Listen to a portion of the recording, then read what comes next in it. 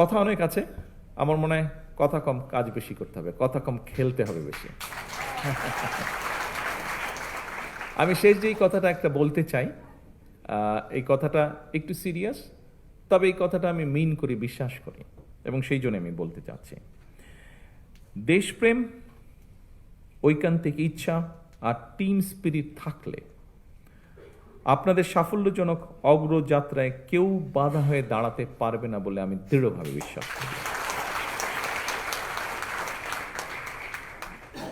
আপনাদের প্রতি, খেলোয়াড় বন্ধুরা, আপনাদের সকলের প্রতি আমার একান্ত আহ্বান, একান্ত অনুরোধ,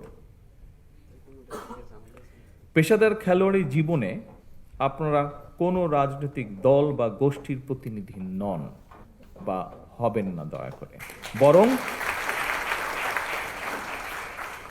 বরং ক্রীড়া নৈপুণ্য দিয়ে দেশের প্রতিনিধি হয়ে উঠবেন আপনারা। দেশের জন্য সম্মান বয়ে নিয়ে আসবেন, গৌরব বয়ে নিয়ে আসবেন আপনারা। দেশে বিদেশে বিজয় মালা বরণ করে বিশ্বে ক্রীড়া জগতে বাংলাদেশকে উচ্চতর মর্যাদার আসনে আপনারা প্রতিষ্ঠিত করবেন ইনশাআল্লাহ।